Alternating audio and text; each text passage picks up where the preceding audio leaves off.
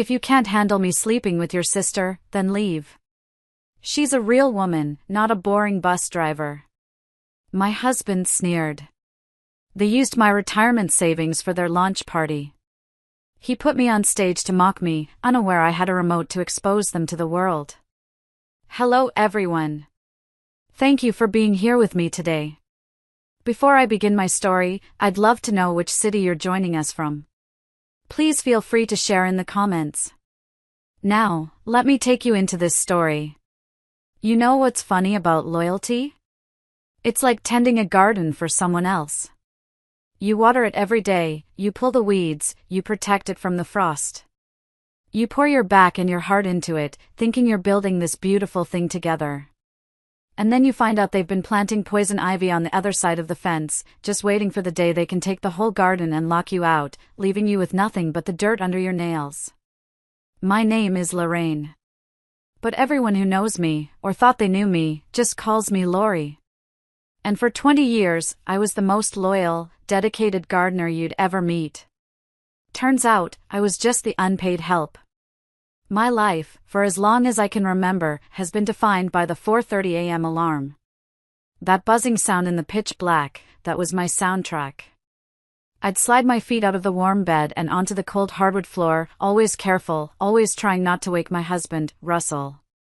Russ needed his sleep. He was always on the verge of something big. He had ideas to dream about. So I'd be the one patting down the hall in the dark, the only light coming from the small digital clock on the microwave. Just me and the quiet hum of the coffee maker. I'd make 2 cups. One for me, in my world's best bus driver mug the kids gave me. One for Russ, in his future CEO mug he'd bought for himself. I'd pack my lunch, a turkey sandwich on wheat, an apple, a small bag of pretzels. I'd pack one for Russ, too, usually something more elaborate I'd prepped the night before. I'd set his coffee and his lunch on the counter for whenever he decided to wake up, which was usually around 11. By 5:15 a.m., I was out the door. I'd walk the 4 blocks to the bus depot in the pre-dawn chill, the air smelling like damp pavement and diesel. For 15 years, I've been a school bus driver. You get a lot of time to think, driving a bus. You see the seasons change. You see the city wake up. You get to know the kids. You're the first hello they get in the morning and the last goodbye before they get home. I watched little Sammy Peterson go from a terrified kindergartner who cried for his mom on the first day, to a 5th grader who'd sit up front and tell me all about the video game he was designing. It's a good, honest job. It's steady. It has a pension. It paid our mortgage. It paid for our groceries. It paid for Russell's string of genius business ideas that always seemed to fizzle out, always leaving us with a little more credit card debt. It paid for my younger sister, Brenda's, constant emergencies, her rent being late, her car payment being due, her needing a new outfit for some important job interview. I was the rock. The steady, boring, predictable rock everyone else built their shaky lives on. And for the longest time, I told myself I was fine with that.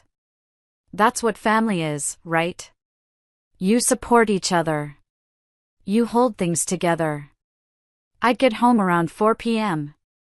The house would be exactly as I left it, only Russ would be on the sofa, laptop open on his chest, surrounded by crumpled up pieces of paper. He'd be stressed. "Hey, babe," I'd say, dropping my keys in the ceramic bowl by the door. "Hey," he'd grunt, not looking up from his screen. Tough day. These investors are playing hardball. They just don't see the vision. It was always investors or meetings or conference calls. For the last 10 years, it had been a different vision every 6 months. There was the gourmet salsa company. The app for trading fantasy stocks. The real estate seminar he was going to host. Each one was going to be the big one. Each one just seemed to cost more in startup funds that came directly from my paycheck. And then there was Brenda. My baby sister. She was Brenda. All flash and sparkle, like a firecracker, and just as empty afterward. She'd stop by, always around dinner time, and drape herself over a kitchen chair, complaining about her dead-end receptionist job and her terrible boss. Lori, you're so lucky, she'd sigh, twirling her salon blonde hair. You and Russ have this great house. You have a career. You're stable. A career. She called driving a bus a career when she was about to ask for money.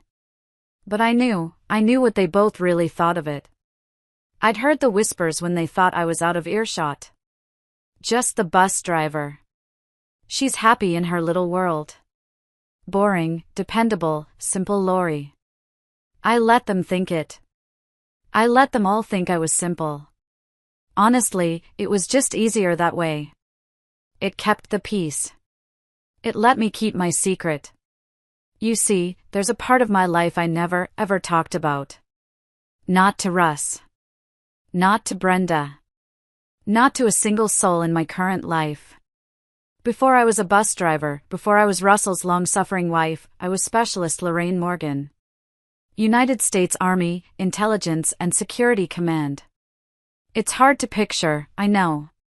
Me, in my faded blue school district polo, versus a 22-year-old woman in fatigues, sitting in a windowless room somewhere in a desert, staring at a bank of glowing green screens. My job wasn't kicking down doors. My job was to find the pattern in the noise. To listen to thousands of hours of static and satellite chatter, just to find the one single voice, the one word that mattered. To look at a mountain of data, financial transactions, shipping manifests, drone footage, and find the one tiny piece that didn't fit. It was a high-stress, high-stakes, soul-crushing job. And I was good at it. I was very good. When I got out, the civilian world felt overwhelmingly quiet. Too quiet. I met Russ at a friend's barbecue. He was loud and funny and full of life and big, crazy dreams. He was everything I wasn't. I fell for it. Hard. I wanted that normal life. I wanted a husband, a house, a simple job. So I became a bus driver. The routine, the steady hum of the engine, the simple, tangible responsibility of getting kids from point A to point B, it was a kind of meditation. It was my escape from the person I used to be. But that part of my brain, the part that looks for patterns, the part that analyzes threats, it never really turned off. And back in 2013, it saw a new pattern. It was a little piece of code, a digital currency everyone on the news was laughing at. Bitcoin. My training kicked in. I read the white papers. I saw the structure. I saw the potential. This wasn't a gamble, it was a long-term strategic investment in a new kind of system. So, while Russ was trying to launch his gourmet-to-go salsa delivery service, I was taking a small piece of my salary, my stupid bus driver money, every single payday, and I was buying crypto. Bitcoin. Then a little Ethereum. Then a few others I'd researched. I did it just like I used to run an operation, with discipline, patience, and absolute secrecy. While Russ was sleeping in until noon, I was up at 4:30 a.m., checking the global markets before heading to the depot. While he and Brenda were mocking my boring life, that life was funding a silent, digital revolution in my name. By this year, my simple life had a very complicated secret. A secure, encrypted, cold storage ledger that read $4.2 million. I didn't tell a soul. What was I going to say? Oh, by the way, honey, while you were losing another $5,000 on that executive coffee mug idea, I've become a multi-millionaire driving kids to and from elementary school? I knew what that would do to his fragile pride. I knew he'd want to invest it. He'd want to manage it for me. I knew it would be gone in 6 months. So I kept my secret. I drove my bus. I paid the mortgage. I listened to their plans. And I let them think I was simple. That was my biggest mistake. Not having the money, but letting them believe I was stupid. The change, when it came, was slow at first. So slow, I almost convinced myself I was just being paranoid. That I was just tired and projecting. It started with the whispers. I'd come home from my afternoon route, and Russ and Brenda would be huddled at the kitchen table, laptops open, talking in low, excited voices. The second my keys hit the ceramic bowl, they'd go silent. "What's up?" I'd ask, pulling my lunchbox from my bag. "Oh, nothing," Brenda would say, a little too brightly, her smile a little too wide. "Just talking about the new project. It's huge, Lori. Russ is just a genius. This is the one, I can feel it." Russ would just smile, that smug little smile he got when he was proud of himself. "It's big, babe. Really big. You won't have to drive that bus much longer. We're going to be set." "That's great, honey," I'd say, forcing a smile. Then came the little gifts. Russ, who hadn't bought me flowers in 5 years, suddenly started being thoughtful. But the thoughtfulness was off. He'd bring home my favorite ice cream, only it was rum raisin, which I've always hated. Brenda loved rum raisin. He'd make dinner, a rare event, but it would be some complicated pasta dish with shrimp and pesto, which Brenda had posted on her Instagram feed just last week. I chalked it up to them being excited about the new project. I was the financial rock, so of course they were being nice to me. They were buttering me up for something. But the real red flag, the one that made that little analyst in the back of my head sit up straight, was the perfume. Brenda came over for our weekly Sunday dinner. She was wearing a new dress, a silk one, a little too tight, a little too expensive for her receptionist's salary. And she was wearing a new perfume. It was heavy, musky. Sandalwood and vanilla. It was the kind of perfume that enters a room before the person does. "Wow, new perfume, Bren?" I asked, stirring the spaghetti sauce. "Oh, this," she said, flipping her hair back. "It's called Obsession. I got it at an outlet. Practically a steal. You like it?" "It's strong," I said. I nodded, but my mind was clicking. Outlet. Steal. I had been at Macy's with a friend last month. I'd smelled that exact perfume. It was $90 a bottle. Brenda was the person who borrowed $20 for gas and forgot to pay it back. She wasn't buying $90 perfume. 3 days later, I was doing laundry. The chore I hated most. I picked up Russ's work shirt from the day before, one of his investor meeting shirts. I was checking the pockets, and I brought it to my face to see if it needed pre-treating. And there it was. Faint, but unmistakable. Sandalwood and vanilla. My blood went cold. I felt it, a literal drop in my body temperature. I stood there in the laundry room, the smell of bleach and detergent mixing with the smell of his betrayal. But I'm a professional. I don't act on one piece of intel. I needed confirmation. I told myself there had to be an explanation. Maybe Brenda had just hugged him? A friendly, sister-in-law hug? But the smell was on the collar of his shirt, right where a woman's head would rest. And it was strong. The denial was powerful. I wanted to be wrong. I really wanted to be just a paranoid, middle-aged woman who was overthinking things. But that night, I couldn't sleep. I lay in bed next to Russ, listening to the sound of his steady, even breathing. The breathing of a man with no conscience. That little voice in my head, the specialist, the one I'd suppressed for 15 years, was wide awake. And she was telling me, "They think you're asleep. It's time to wake up." The next step was to check the financials. It was the oldest move in the book. It never fails. Follow the money. I had always handled the household accounts, paid all the bills. Russ had a supplementary credit card from our joint account for emergencies and business expenses. He was supposed to give me the receipts. He hadn't in months, said it was all too complicated for me to understand. I waited. The next Saturday, he said he had an all-day strategy session at a co-working space downtown. Brenda, coincidentally, was going to a yoga retreat for the day. The second his car pulled out of the driveway, I was at the dining room table with my laptop. I logged into the credit card portal. My hands were shaking, just a little. Please, God, let it be nothing. Let it be a new printer. Let it be lunch with a client. Let it be anything but what I'm thinking. The statement opened. I scrolled past the gas charges, the utility bills. And then, I saw it. A charge from 2 weeks ago. $350 Le Chateau Grand. My breath hitched. Le Chateau Grand. A fancy, boutique hotel downtown. The kind of place with velvet ropes and rooftop bars. A conference. He told me he was at a conference all day. I kept scrolling. Another charge on the same day. Bijou jewelry, for $150.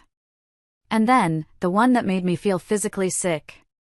Le Chateau Grand room service, $128.50. And right below it, Le Chateau Grand Fleur restaurant, $220. The date. My eyes snapped to the date. October 14th. Our 10th wedding anniversary. I remembered that day perfectly. I had taken a half day off. I'd made a special dinner, his favorite, roast beef with Yorkshire pudding. It took me hours. He called me at 6 p.m., his voice all frantic and stressed. Babe, I'm so sorry. This investor meeting, it's running late. I can't get away. These guys are they're brutal. I promise I'll make it up to you. Don't wait up. I remembered eating that roast beef alone at the dining room table, watching the candles I'd lit burn down. I remembered feeling sad, but understanding. He was working for their future, right? I stared at the screen until the numbers blurred and refocused. I was wrong. He wasn't working. He was celebrating. My training kicked in. Don't feel. Analyze. Confirm. I picked up the phone. My voice was surprisingly steady when I dialed the hotel. Good morning, Le Chateau Grand, this is Sylvie speaking. Hi, I said, my heart pounding so hard I could feel it in my throat. This is Mr. Russell Morgan's assistant. I'm just trying to finalize his expense report for a trip 2 weeks ago, and I seem to have misplaced a receipt. I just need to confirm the charge for his rewards points. The date was October 14th. One moment, please. Morgan. Yes. I have it right here. A one-night stay, checking in on the 14th. The signature romance package. My stomach dropped. The what? The signature romance package, ma'am, the voice said, cheerful, oblivious. It includes the champagne, the roses, and the dinner at Fleur. Was that all? Yes, could you confirm the reservation name? Just for my records? There was a pause. The clacking of a keyboard. Yes. The reservation was for 2 guests. It looks like it was for a Mr. and Mrs. Morgan. The world tilted. The phone felt heavy, slippery in my hand. Mrs. Morgan? I whispered. Yes, ma'am, the voice said. Is there anything else I can help you with today? No, I said, my voice barely audible. No. That's all. Thank you. I hung up the phone. Mrs. Morgan. My maiden name. The name I shared with my sister. The name Brenda still used on all her social media. The name she had apparently been using in a hotel with my husband. I sat there at my dining room table, the one I'd picked out at a yard sale, the one I'd spent a whole summer stripping and refinishing myself. And I finally understood. It wasn't just a hug. It wasn't just a fling. This was a plan. This was a separate, calculated life. The perfume. The hotel. The jewelry. All of it, paid for with my money. My bus driving money. The sadness I expected didn't come. The hot tears of rage I thought I would cry never showed up. Instead, a cold, hard clarity settled over me. It was a feeling I hadn't had in 15 years. It was the feeling I used to get just before a major operation. The gardener was done. The analyst was back. I didn't say anything for 2 days. I let the information settle. I went to work. I drove my bus. I smiled at the kids. I waved to the crossing guard. I came home. I made dinner. I was a perfect, hollow shell of a wife. Russ and Brenda were oblivious. They were giggly, excited about their project, which I now knew was just a front for their affair. The house felt thick with their lies, suffocating. On the third night, I waited. Russ came home late, around 9 p.m. He smelled of beer and, faintly, of sandalwood and vanilla. "Hey, babe," he said, throwing his keys in the ceramic bowl. The clink sounded unnaturally loud in the quiet kitchen. "Long day. These investors are just, you wouldn't believe it." "I'm sure," I said. My voice was flat. I was sitting at the dining room table, right where I'd been when I made the call. I had the hotel bill. I'd printed it out. I had to hear him say it. He went to the fridge, grabbed a beer. "You're quiet tonight. Everything okay on the route? No kids throw up?" "It was fine," I said. I pushed the single sheet of paper across the polished wood of the table. "You look tired, Russ. Was it worth it?" "Was what worth it?" he said, his back to me. He opened the beer. "The Grand Hotel," I said. "The signature romance package. On our anniversary."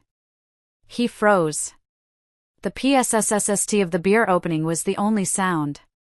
He turned around, very, very slowly.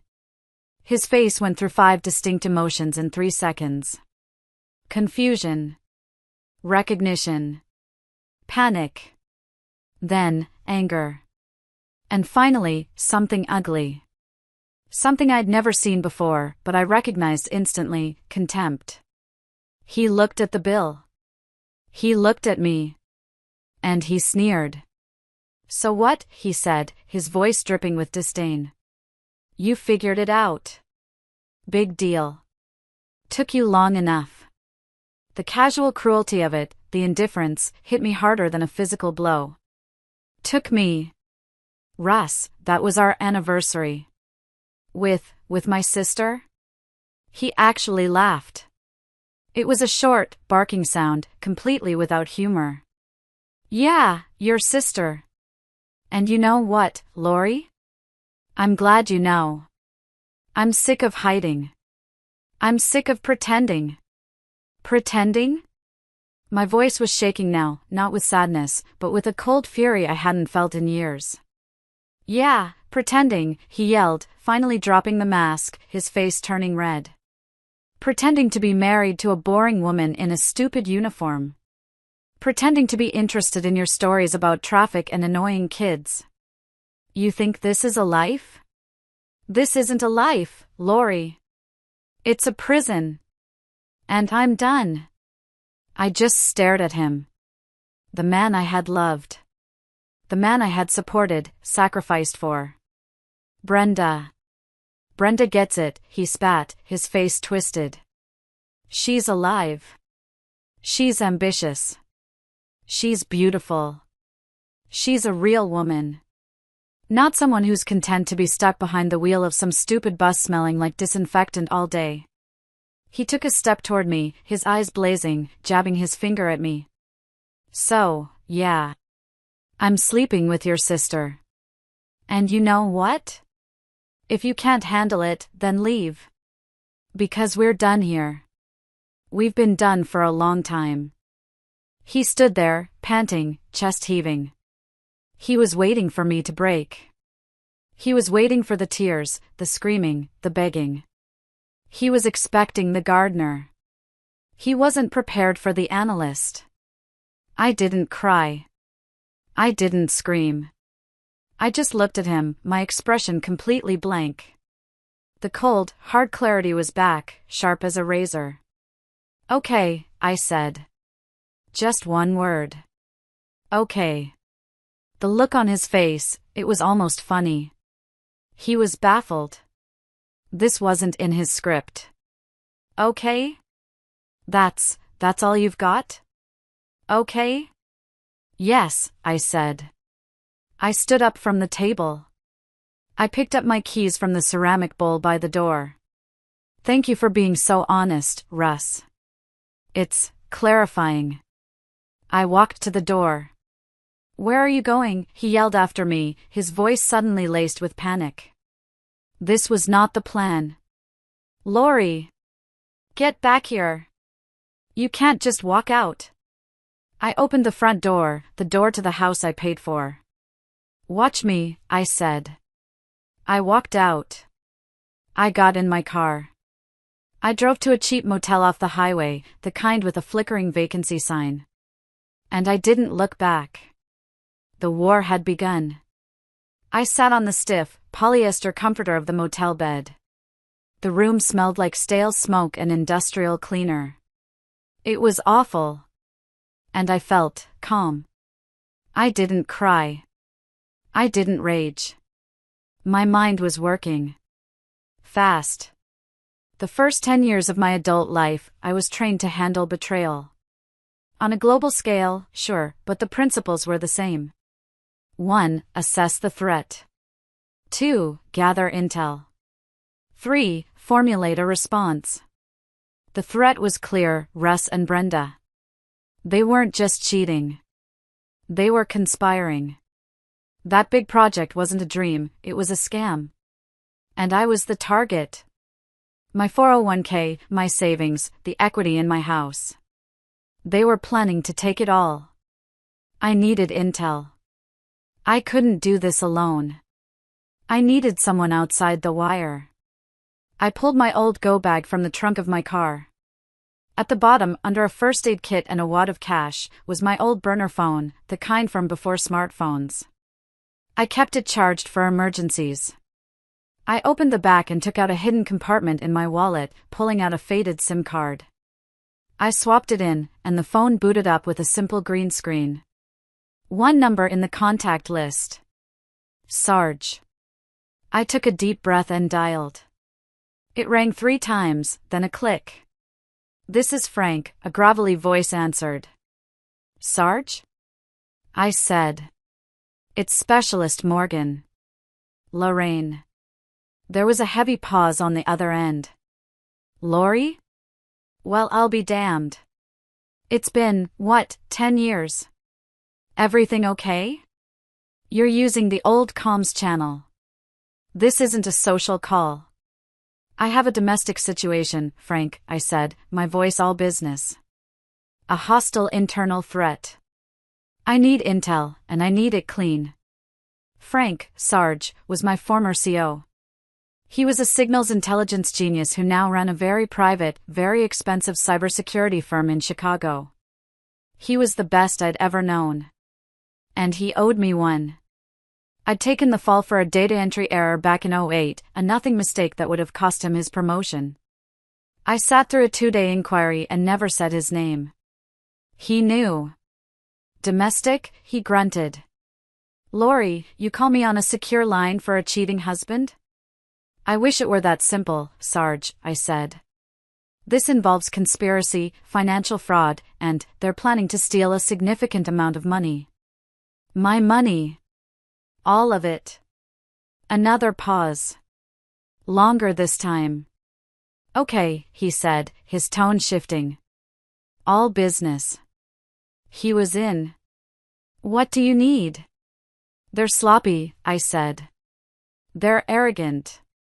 They think I'm a simpleton.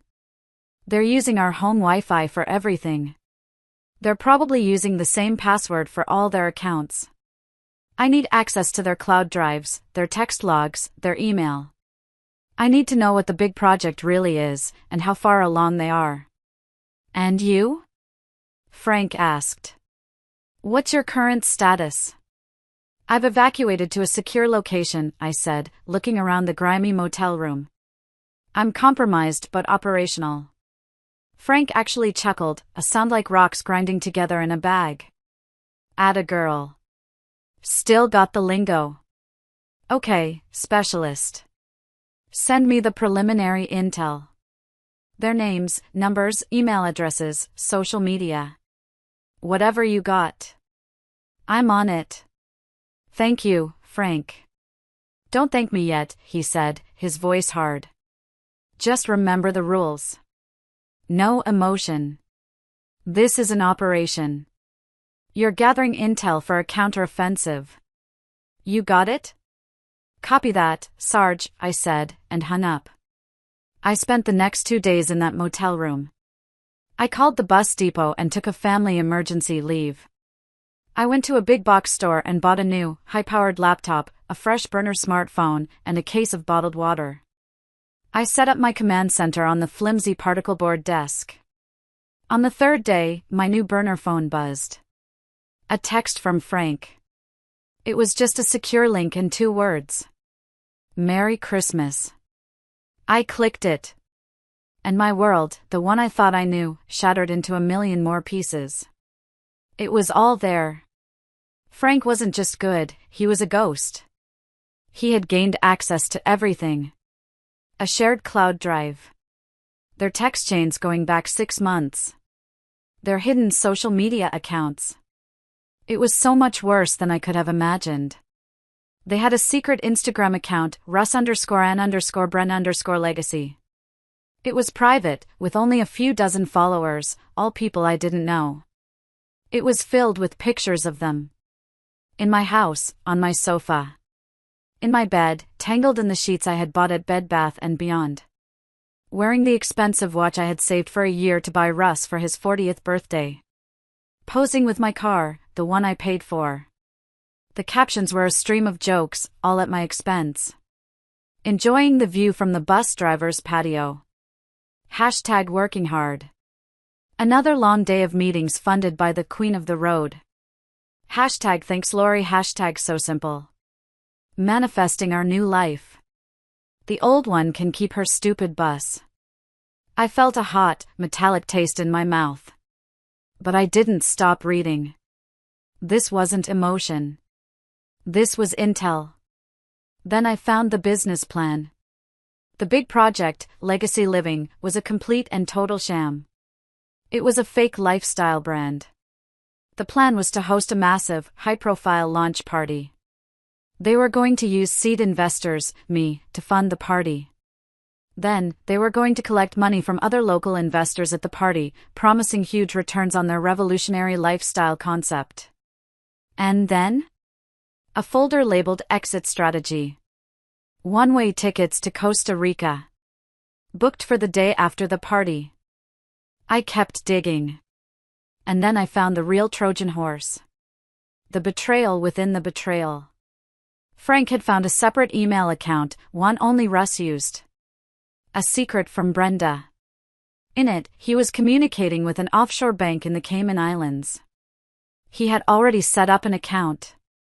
Under his name. Only his name.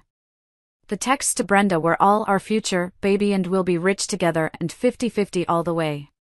The emails to the bank were about transferring all initial funds and ensuring sole signatory status. My stomach turned. I lurched off the chair, ran to the bathroom, and was violently sick in the cheap motel toilet. He wasn't just using me. He was planning to use Brenda, too. He was going to take her to Costa Rica, or at least promise to, and then, once all the money was secure in his secret account, he was going to disappear. He was going to leave her stranded there. He was going to leave us both with nothing. I sat back on the cold tile floor, wiping my mouth. The fury was so cold and so pure, it was almost peaceful. This was no longer a cheating husband. This was no longer a family drama. This was a predator. And I, Specialist Lorraine Morgan, was going to hunt him. Frank called my burner. He never texted twice. You see it? I see it, I said, my voice steady, icy.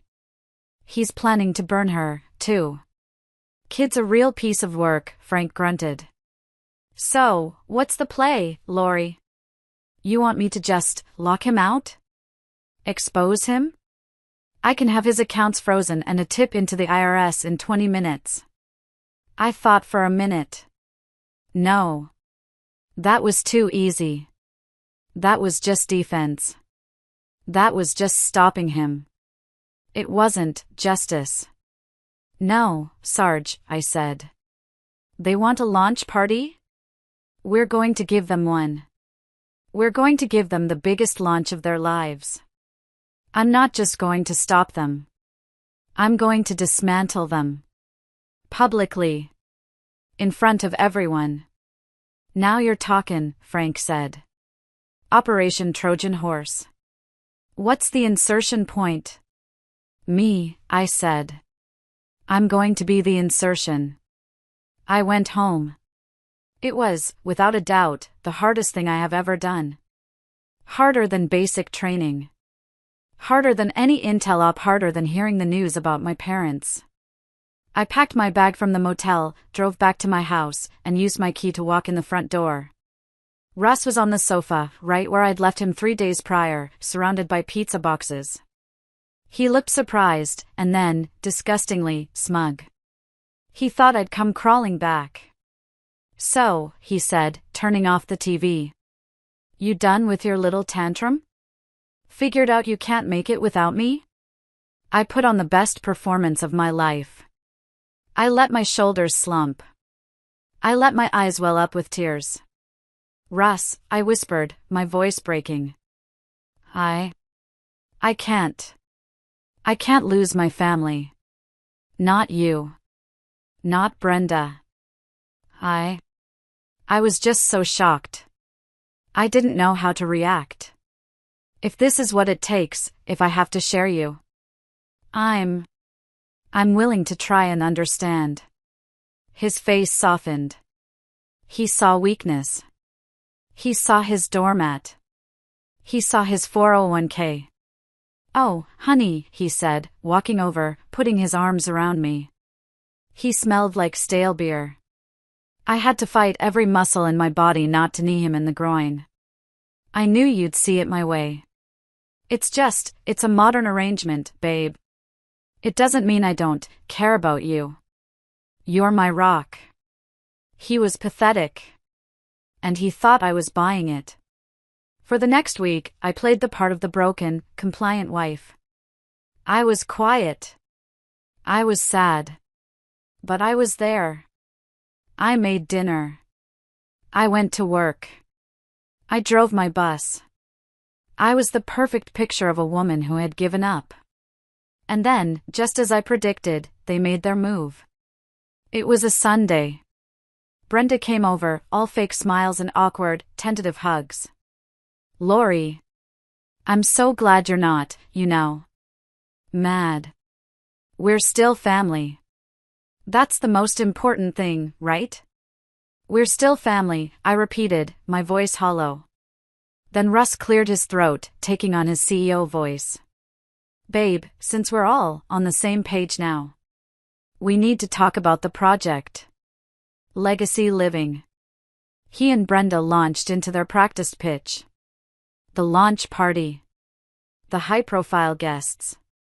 The buzz they were building. It's our one big shot, Lori, Brenda said, her eyes wide and earnest, a performance that almost matched my own. Russ is a genius, but we're $50,000 short. Just to secure the grand ballroom at the Oakhurst Hotel and pay the deposits for the caterers. It's the last hurdle. $50,000? I said, widening my eyes, pretending to be shocked. Russ, that's my entire 401k. That's my retirement. It's an investment, Lori. Russ said, grabbing my hand. His was clammy. An investment in us. In our future. So you can finally quit that stupid bus job and we can all be successful together. All three of us. We can all be successful together. The lie was so thick, I could barely breathe. I pretended to be conflicted. I paced the kitchen. I wrung my hands. I looked at Russ. I looked at Brenda. They were watching me, like two wolves watching a lamb, barely concealing their hunger. I don't know, I said, shaking my head. It's everything I have. Please, Lori, Brenda whispered, grabbing my other hand. Don't you want this for us? Don't you want to be part of it? We can't do it without you. I looked at them, my two betrayers. My husband. My sister. Okay, I said, letting out a long, defeated sigh. I'll do it. I'll liquidate the 401k. I'll transfer the money. But I have one condition. Russ and Brenda visibly relaxed, sharing a quick, triumphant glance. Anything, babe. Name it, Russ said, magnanimous in his victory. If I'm investing, if I'm risking my entire retirement, I said, looking him in the eye. I want to be acknowledged. At the party. I want to stand on that stage with you. I want you to tell everyone that I'm a partner. That I made this possible. Russ and Brenda looked at each other. I could see the wheels turning. A public acknowledgement would make me, the victim, look complicit. It would tie my name to their scam. It was perfect for them. Honey, Russ said, beaming, pulling me into a hug that made my skin crawl. That's the least we can do. You're not just a partner, Lori. You're the guest of honor. The next 3 weeks were a blur of fake enthusiasm. I sat through endless, agonizing meetings about floral arrangements and curated playlists. I nodded along as Brenda debated between champagne gold and rose gold tablecloths, all while knowing my retirement money was paying for it. Russ was ecstatic. The $50,000 hit his legacy living account, and he was suddenly a big-shot CEO. He was on the phone constantly, booking speakers, inviting local influencers. He and Brenda were never home, always at the venue or meeting with vendors or schmoozing investors. Which was perfect. It gave me and Frank all the time we needed. 2 days before the event, I told Russ I wanted to see the venue set up. I'm just so nervous, honey, I said, putting a tremble in my voice. It's so much money. I want to see where it's all going. Of course, babe, he said, patting my hand. You deserve to. Brenda and I will be at the printers all afternoon, but you go ahead. The manager, Cynthia, is expecting you. Tell her you're with me. Frank was waiting in the parking lot of the Oakhurst Hotel. He was wearing a navy blue polo shirt with a fake Oakhurst IT logo he'd printed himself. He was carrying a standard technician's toolbox. Specialist, he grunted, giving me a nod. Sarge, I said.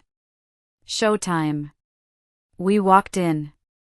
The grand ballroom was massive, all crystal chandeliers and heavy velvet curtains.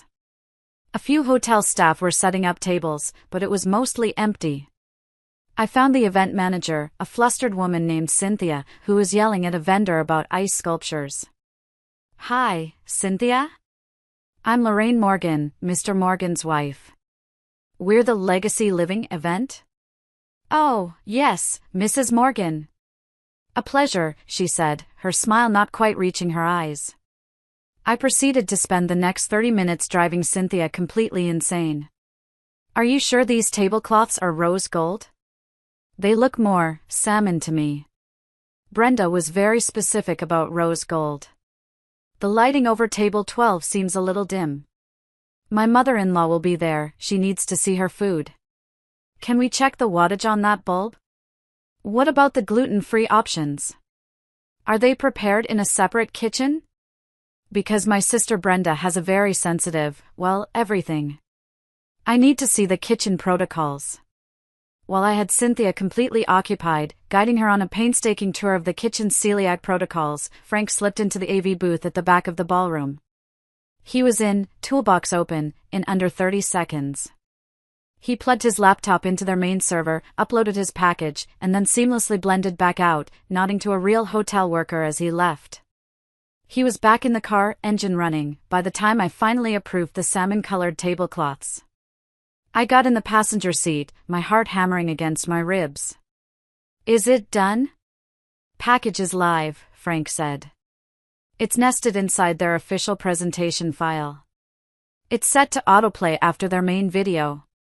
They won't see it until it's too late. But, Lori. I changed my mind. It's not automated. What do you mean? I asked, my blood running cold. He handed me a small, black device.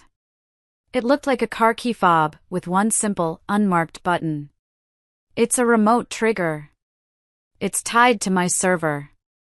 The video is queued up, but it won't play until you press this button. I can't do it. It has to be you. You have to be in the room, and you have to give the final go order. I stared at the button. All that power, all that destruction, in the palm of my hand. They're going to put you on stage, Lori, Frank said, his voice serious. They're going to use you as a prop. They're going to humiliate you one last time. You have to be ready. I closed my hand around the fob. It was solid and cool. I'll be ready. The night of the gala arrived. I've never seen so much fake gold in one room. Legacy Living was spelled out in giant, glittering letters above the stage. The music was terrible, some kind of generic inspirational techno beat. And the champagne, I noted with a grim smile, was the cheapest sparkling wine they sell at the grocery store, served in plastic flutes. Russ and Brenda, however, looked like they were attending the Oscars. Russ was in a rented tuxedo that was just a little too tight, pulling at the collar, his face shiny with sweat and excitement. Brenda was poured into a glittering, backless red dress that left nothing to the imagination. They were the king and queen of this trash heap. I wore a simple, sleeveless black dress. My boring Lori uniform, just a little nicer. I had my hair in a simple bun. I wanted to be invisible. I wanted to be the background. I held a small black purse. Inside, my hand was wrapped around the remote trigger. The room was full. Russ, I had to give him credit, was a good salesman.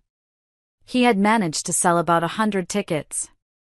Local business owners, dentists, real estate agents, and a lot of Brenda's influencer friends. They were all there, eating mediocre shrimp puffs, ready to be scammed, ready to invest in a legacy.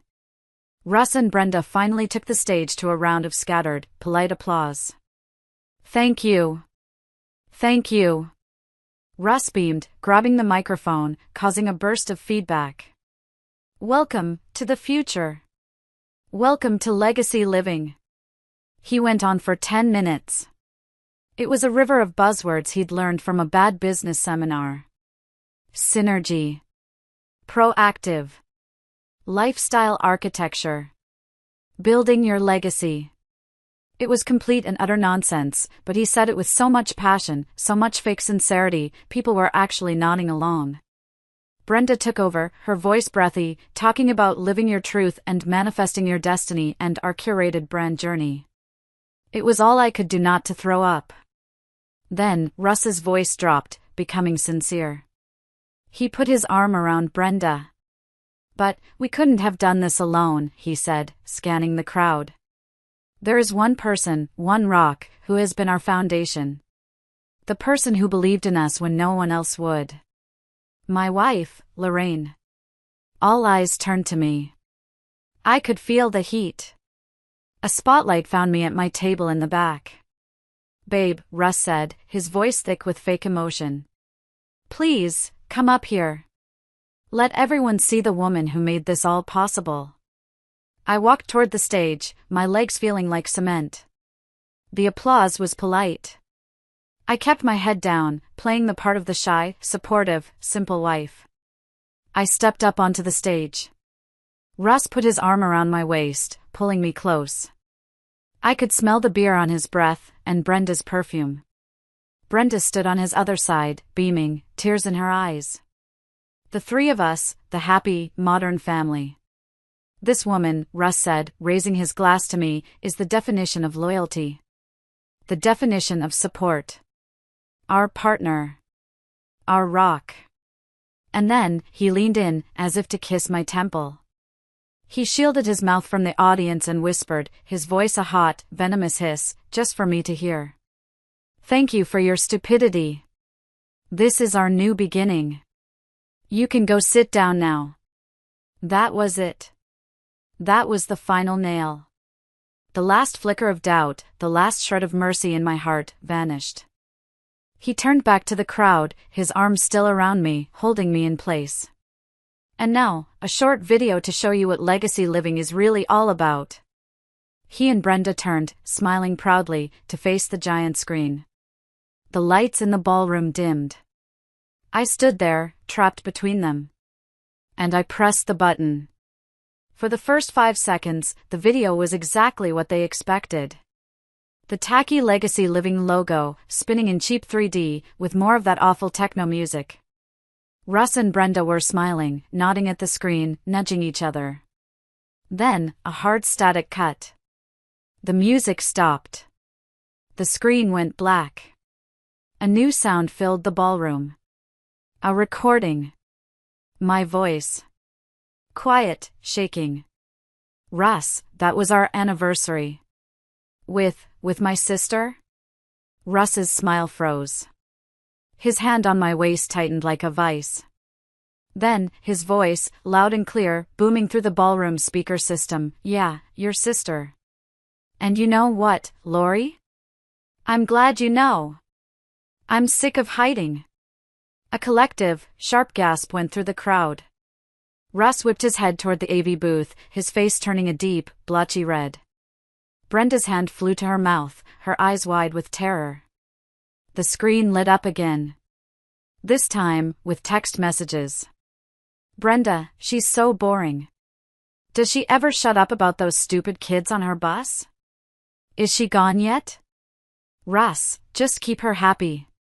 We need her 401k. Then we're free.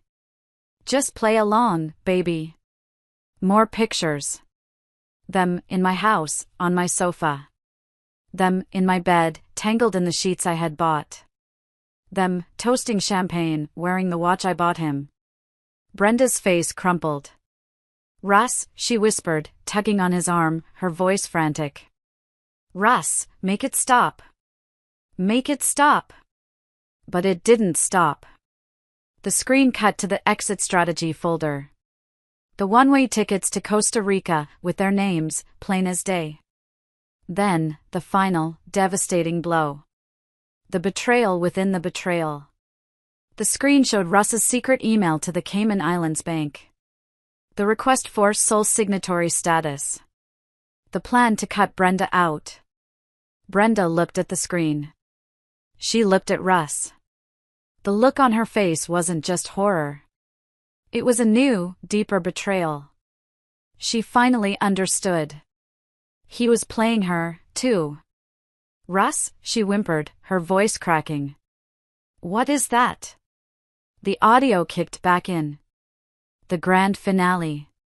Russ's voice, booming through the room, filled with pure, unadulterated contempt. Stuck behind the wheel of some stupid bus smelling like disinfectant all day. The video ended. The screen went black. The lights in the ballroom slowly, brutally, came up, revealing 100 faces frozen in shock, disgust, and pity. And there we were, the three of us, trapped on stage in the spotlight. Russ, beet red and sputtering. Brenda, a mask of tears and ruined makeup. And me. That silence, it was the loudest sound I had ever heard. And in that moment, I knew I was free. If you are still listening to this, please, help me out and like this video, and comment with the number 1 down below. It lets me know that you're wonderful, and that you're here with me on this journey. Your support is a bigger encouragement than you know. Please comment with the number 1 so I can see you, and now, let me tell you what happened next. The silence lasted for about 3 seconds. It felt like an eternity. Then, chaos. A man in the front row, a local dentist I recognized, stood up. Thief, he yelled, pointing a chubby finger at Russ. You took a $5,000 deposit from me. You fraud. A woman in a sequin dress shrieked, this whole thing is a fraud. I want my money back. Brenda just collapsed. A full-on, dramatic, red dress crumpling to the floor faint. Or maybe it was real. At that point, I honestly didn't care. Russ, in a blind panic, grabbed the microphone. It's fake. It's all fake. That's not me. It's special effects. She faked all of it. She's crazy. But the damage was done. People were swarming the stage, not to congratulate, but to condemn. Where's my money? You scumbag. I want my deposit back. Hotel security started pushing through the crowd, trying to get to the stage. I didn't stay to watch the rest. I didn't need to. I turned, walked to the side stairs of the stage, and stepped down. I moved through the chaos, invisible again, but in a different way. I was no longer the doormat. I was the ghost. As I reached the grand lobby, the shouting fading behind me, a woman's voice cut through the noise. That was the single gutsiest, most cold-blooded, and frankly, brilliant thing I have ever seen. I turned. It was a woman in her late 60s, impeccably dressed in a sharp navy blue suit, with a shock of silver hair and the sharpest, most intelligent eyes I'd ever seen. I'd seen her come in. She was the keynote speaker for a banking conference in the adjoining ballroom. She must have been drawn by the shouting. "Excuse me?" I said. She held out her hand. It was a firm, no-nonsense grip. Margaret Bishop, CEO of Bishop Capital. I shook her hand. Lorraine Morgan. I know, she said with a dry smile. You, my dear, look like you could use a very expensive drink. But something tells me you'd rather have a job. You have a strategic mind. I can spot one a mile away. She pulled a heavy, cream-colored card from her suit pocket. It just had her name and a private number. My assistant will call you. We're having lunch. She didn't wait for an answer. She just nodded, turned on her heel, and walked away. I looked at the card. Margaret Bishop, CEO. I walked out of the Oakhurst Hotel, took my first deep breath of clean, cold night air, and for the first time in 20 years, I smiled. A real, genuine smile. The call from Russ's lawyer came 2 days later. Russ, it turned out, had scraped together enough money from God knows where to hire a lawyer for a consultation. We met at a neutral location, the main conference room of my new lawyer, Judith Hayes. I'd found Judith through Frank. Her nickname in the legal community was the Surgeon. She was known for being precise, expensive, and leaving no survivors. Russ and his lawyer, a slick, cheap-suited guy named Jerry, walked in with a lot of bluster. My client is the victim here, Ms. Hayes, Jerry started, puffing out his chest before he was even fully seated. His reputation has been irreparably damaged. His life's work, his legacy, destroyed by your client's malicious performance. It's slander. It's defamation. Judith, a sharp woman in her 50s with steel gray hair, just smiled. She let him talk for 10 solid minutes. He used words like emotional distress, alienation of affection, and targeted harassment. He finished by demanding that all marital assets be frozen, and that Russ was entitled to 50%, plus damages, plus spousal support, given that my client had just cost him his entire livelihood. When he was finally done, Judith steepled her fingers. Defamation, counsel? She asked, her voice soft and pleasant. My understanding is that defamation requires the statements to be false. Everything shown at that party was factual, and we have the digital receipts, the server logs, and the original, unedited audio files. Care to see them? Jerry's smile faltered. As for alienation of affection, Judith continued, that affection was alienated long ago, by your client, with mine's own sister. At a hotel. On their 10th wedding anniversary. We have the receipts for that, too. The signature romance package. A nice touch, don't you think? Russ went pale. And as for emotional distress, Judith said, her voice dropping a fraction, I am very, very excited to bring a countersuit for the distress my client experienced upon discovering her husband and sister were planning to defraud her of her life savings and flee the country. Russ shot up from his chair. That's a lie. It was a business plan. Is it? Judith slid a thick, spiral-bound folder across the table. That's a copy of your application for an offshore account in the Caymans. Sole signatory. And the one-way ticket to Costa Rica. That's wire fraud, Mr. Morgan. And using my client's identity to open credit cards you maxed out? That's identity theft. Both are federal felony charges. I believe the U.S. Attorney's Office would be very interested in this. Russ's face went from white to a sickly green. Jerry, the lawyer, looked like he'd been slapped. Judith slid a second, much thinner folder across the table. Just 2 pages. Or, she said, your client can sign this. It's a simple, no-fault divorce agreement. He waives all claims to all marital property, including the house, which my client owns outright. He waives all rights to alimony, past, present, and future. He gets his clothes, his 10-year-old car, and he walks away a free man. He has 5 minutes to decide before I make a call. Russ looked at his lawyer, his eyes wide with panic. Jerry was staring at the thick folder, the one with wire fraud written on the tab. Jerry read the 2-page agreement. His eyes were wide. He looked at Judith. He looked at me. He pushed the folder and a pen toward Russ. Sign it, Russ. Just sign the damn thing. The divorce was final in 60 days. I spent those 2 months cleaning. I sold the house. I couldn't stand to be in it another day. I hired one of those junk removal companies to come in, pack up all of Russ's things, and put them in a storage unit I paid for 1 month. I told them to throw everything else away. The sofa he'd slept on. The table he'd conspired at. The bed he'd shared with my sister. All of it. I walked out of that house with my old army footlocker, my new laptop, and a small box of photographs of the kids on my bus. That was it. I agreed to meet Brenda one last time. She chose a Denny's off the highway. It was a far cry from the legacy living lifestyle she'd been planning. She looked small.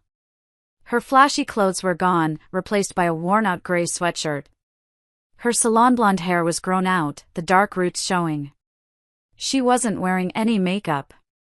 She just looked tired. Hey, Lori, she whispered, not meeting my eyes. She was stirring a cup of coffee. Brenda, I said. I didn't sit down.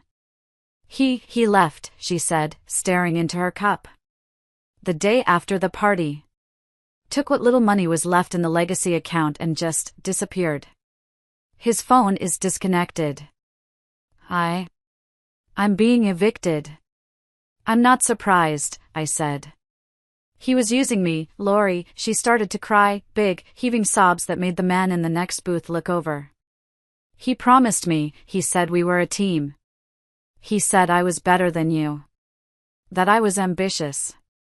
That I was alive. And you believed him, I said. It wasn't a question. I was always so jealous of you, she sobbed. Even when you were just the boring bus driver. You always had something. You were always so stable. So strong. You always knew what you were doing. I wanted what you had. I looked at my little sister, the woman who had shared my childhood and then stuck a knife in my back for a man who was using them both. I didn't feel anger anymore. I didn't feel hatred. I didn't even feel pity. I just felt nothing. The garden was truly dead. The soil was salted. He used us both, Brenda, I said, my voice quiet. The difference is, I knew who I was. You never did.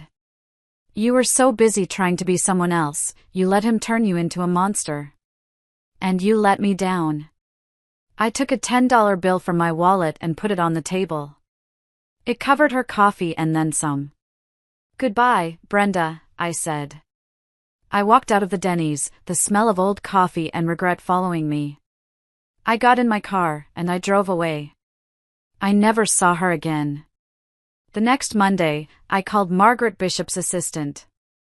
Our lunch was at a private club downtown. The kind of place with dark wood, old paintings, and waiters who never wrote anything down. "So, Lorraine," Margaret said after we ordered. "Your friend Frank told me a bit more about you. Military intelligence. A self-made portfolio of over $4 million, which you've now successfully protected. And you kept it all quiet while driving a school bus for 15 years. You, my dear, are a fascinating woman." "I just wanted a quiet life," I said. "Nothing wrong with that," she nodded, taking a sip of water. "But quiet doesn't suit you." "Not really. That stunt at the hotel, that wasn't quiet. That was a hostile takeover. I have a spot for you in my risk assessment division. It's a senior analyst position. 6 figures. It's yours if you want it." I looked at this powerful woman, the kind of person I'd never imagined I'd even meet. She was offering me a lifeline. A promotion. A new, respectable career. I took a deep breath. "Margaret, I appreciate the offer. I really do. It's more than generous. But I'm not looking for a job." Her eyebrows shot up, the first sign of surprise I'd seen from her. "I'm looking for a partner," I said. I slid a thin, leather-bound folder across the table. It wasn't a resume. It was a business plan. "It's called the Phoenix Fund," I said. "It's a small venture capital fund. But we don't invest in tech startups run by 20-year-olds from Stanford. We invest in women. Women over 40. Women who, like me, have been overlooked, underestimated, or had to start their entire lives over." I laid out the numbers. The market research. The untapped potential of women with decades of life experience, women who were seen as just moms, or teachers, or bus drivers. Margaret was silent. She read the entire proposal, page by page. It took her 20 minutes. I just sat there, sipped my water, and waited. I had faced down Russ, I could face this. Finally, she closed the folder. She looked at me, a long, appraising look. "You don't just want my money," she said. "You want me. My connections. My infrastructure. I want your wisdom, Margaret," I said. "I have the analytics. You have the experience. Together, we can build something that lasts." She broke into a wide, brilliant smile. "I'll be your first investor. And your first board member. But on one condition." "What's that?" "We start tomorrow. And your friend Frank is your head of security and IT. I don't like my investments being unprotected. It's been a year since that night. My life at 4:30 a.m. looks different now. I still wake up, but not to an alarm. I wake up because I'm excited. I still have coffee, but I drink it on the balcony of my new condo, overlooking the city skyline as it starts to glow. The Phoenix Fund is real. It's thriving. We've funded 6 businesses so far. A bakery run by a woman who lost her pension in a bad divorce. A logistics company founded by a female veteran. A software firm started by a mom who'd been out of the workforce for 15 years. Frank is our COO. He's grumpy, he drinks too much coffee, and he's the most loyal friend I've ever had. He's my rock. A real one. I was driving to our first annual shareholders meeting this morning. I was in my new car, a simple, elegant Tesla. Not flashy. Just efficient. I stopped at a red light. And right next to me, a big, yellow school bus pulled up. The doors hissed open. The little stop sign folded out. I watched as a young mom, struggling with a stroller and another toddler, helped her son get on the bus. The bus driver, a woman about my age, with kind eyes and a patient smile, leaned out. She said something to the little boy that made him laugh. She gave the mom a reassuring nod. She looked over at me, sitting in my fancy car.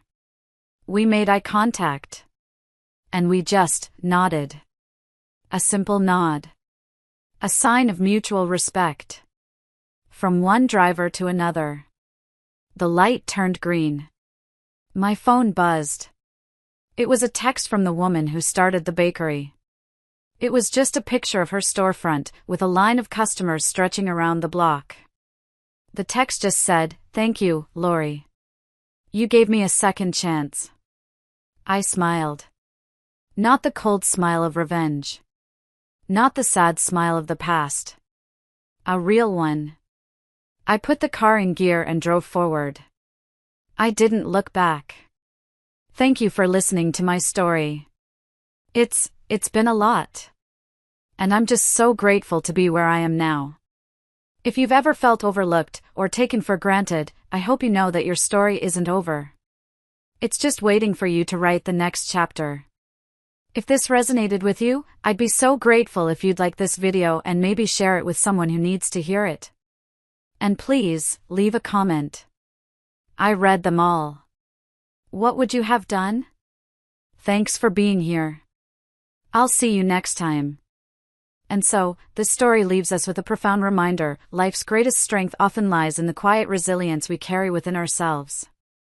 Lori's journey teaches us that even in the face of betrayal, heartbreak, and injustice, we hold the power to reclaim our narrative and rise stronger than ever. It's not about the titles we wear, the roles we play, or the opinions of others. It's about knowing our worth, standing firm in our truth, and refusing to let anyone diminish the value we bring to the world. This story also reminds us that adversity, while painful, can be a catalyst for transformation. Lori didn't just survive, she thrived.